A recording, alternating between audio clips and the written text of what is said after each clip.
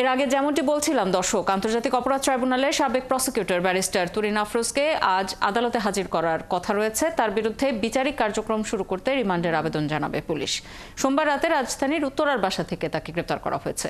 নিম্ন আদালতে আছেন সহকর্মী সুমন তানভীর, যুক্ত হচ্ছি তার সাথে।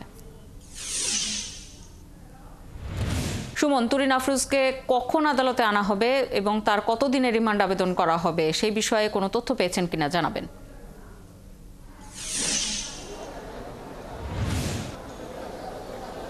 আপনি কিন্তু খবরেই জানাচ্ছিলেন আসলে গতকাল রাত 11টার সময় উত্তরের 3 নম্বর সেক্টরের বাসা থেকে তাকে গ্রেপ্তার করা হয় এবং খুব স্বাভাবিকভাবেই গ্রেপ্তার 24 ঘন্টার ভিতরে যেহেতু প্রত্যেকটি আসামিকে আদালতে হাজির করা বাধ্যতামূলক, সেই জায়গা থেকে কিন্তু আজকে তাকে আদালতে আনা হবে। যদিও সকালে আমরা থানার সঙ্গে যখন কথা বলছিলাম তারা আমাদেরকে জানিয়েছিলেন যে 12টার মধ্যে তুরিন আফরোজকে কোর্টে তোলা হবে এবং যে প্রশ্নটি আপনি করছিলেন যে আসলে কতদিনের রিমান্ড চাওয়া হতে পারে, সেই প্রশ্নটি আমরা থানাকে করেছিলাম। তারা কিন্তু আমাদেরকে জানিয়েছিলেন যে 7 থেকে 10 দিনের আসলে রিমান্ড চাওয়া হতে পারে।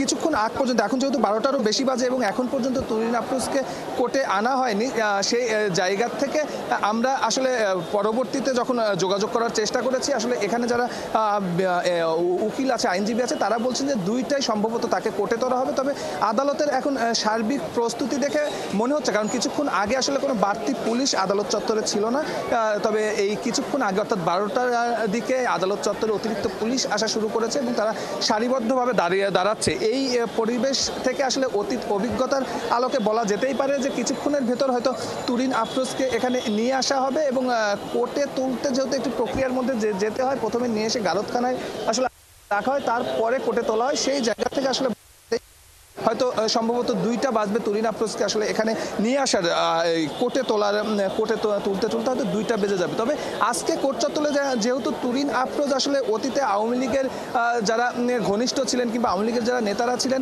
তারা আসলে যতটা হাইলাইটেড ছিলেন কিংবা মানুষ আসলে তাদের যতটা চিনত, সেই হিসাবে তুরিন আফরোজকে কিন্তু আসলে আন্তর্জাতিক অপরাধ ট্রাইব্যুনালের সাবেক প্রসিকিউটর হিসাবে তার ফেস কিংবা তাকে ওইভাবে মানুষ চেনে না, যার জন্য কিন্তু আমরা দেখছি যে আদালত চত্বরে নিরাপত্তা ব্যবস্থায় কিন্তু ওই ধরনের কোনো কড়াকড়ি আমরা সকাল থেকে দেখতে পাইনি। কিছুক্ষণ আগে কিছু সংখ্যক পুলিশ এখানে এসেছেন। তবে একটি কথা বলতেই হয় যে তুরিন আফরোজ আসলে সেইভাবে খুব পরিচিত মুখ না হলেও তার কিন্তু আসলে আওয়ামী লীগ সরকারের দোসর হিসেবে তার ভূমিকা কোনোভাবেই খাটো করে দেখার সুযোগ নেই। কারণ যখন 2010 সালে আন্তর্জাতিক অপরাধ ট্রাইব্যুনাল গঠিত হয়েছিল, তার ঠিক 3 বছর পরেই কিন্তু তাকে প্রসিকিউটর হিসেবে দায়িত্ব দেওয়া হয়েছিল এবং খুব গুরুত্বপূর্ণ কয়েকটি মামলা তার হাত ধরে পরিচালনা হয়। তার ভিতরে যদি আমি সুনির্দিষ্ট করে বলতে চাই, সেক্ষেত্রে বলা যায় যে জামাতের সাবেক আমির গোলাম আজম, বিএনপি নেতা সালাউদ্দিন কাদের চৌধুরী, এই মামলাগুলো পরিচালনায় তার কিন্তু একটি বিতর্কিত ভূমিকা ছিল এবং আমরা দেখেছি সেই বিতর্ক আরো বেশি ডালপালা গজায় যখন 2000। সুমন, খবর রাখতে থাকুন, নিশ্চয়ই ফিরবো পরবর্তী সংবাদ সংযোগে আপনার কাছে।